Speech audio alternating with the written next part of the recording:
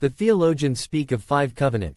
The Bible speaks of 7 different covenants, 4 of which Abrahamic, Palestinian, Mosaic, Davidic God made with the nation of Israel.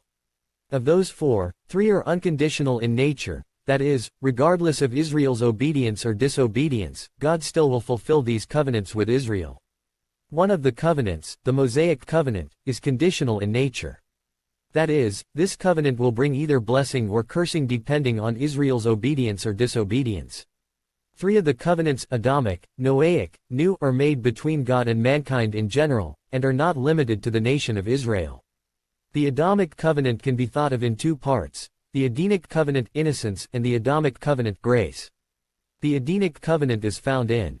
The Edenic covenant outlined man's responsibility toward creation and God's directive regarding the tree of the knowledge of good and evil. The Adamic covenant included the curses pronounced against mankind for the sin of Adam and Eve, as well as God's provision for that sin. The Noahic covenant was an unconditional covenant between God and Noah specifically, and humanity generally. After the flood, God promised humanity that he would never again destroy all life on earth with a flood. Genesis chapter 9. God gave the rainbow as the sign of the covenant, a promise that the entire earth would never again flood and a reminder that God can and will judge sin. Abrahamic covenant. In this covenant, God promised many things to Abraham.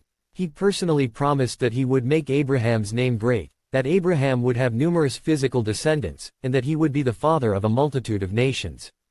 God also made promises regarding a nation called Israel. In fact, the geographical boundaries of the Abrahamic covenant are laid out on more than one occasion in the book of Genesis. Another provision in the Abrahamic covenant is that the families of the world will be blessed through the physical line of Abraham. This is a reference to the Messiah, who would come from the line of Abraham. Palestinian covenant. The Palestinian covenant, or land covenant, amplifies the land aspect that was detailed in the Abrahamic covenant. According to the terms of this covenant, if the people disobeyed, God would cause them to be scattered around the world, but he would eventually restore the nation. When the nation is restored, then they will obey him perfectly, and God will cause them to prosper.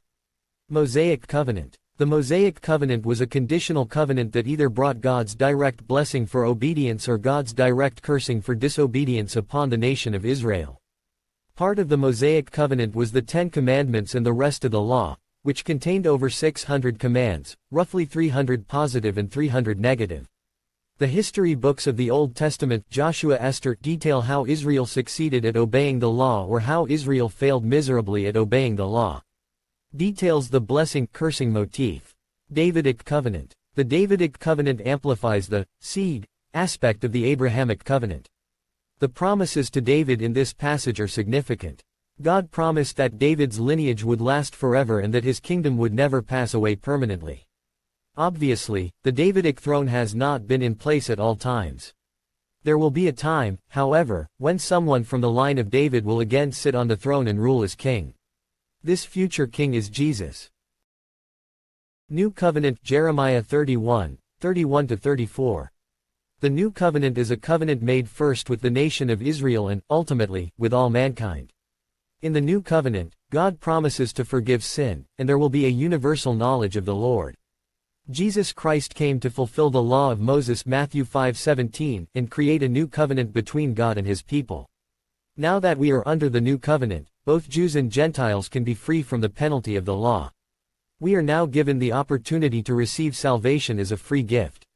Within the discussion of the biblical covenants, there are a few issues that Christians are not agreed upon. First, some Christians think that all of the covenants are conditional in nature. If the covenants are conditional, then Israel failed miserably at fulfilling them.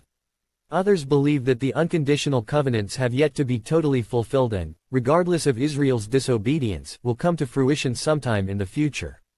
Second, how does the Church of Jesus Christ relate to the covenants? Some believe that the Church fulfills the covenants and God will never deal with Israel again. This is called replacement theology and has little scriptural evidence. Others believe that the Church initially or partially will fulfill these covenants.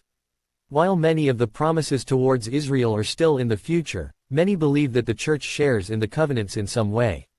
Others believe that the covenants are for Israel and for Israel alone, and that the Church has no part in these covenants. Please subscribe and like this channel for more videos like this.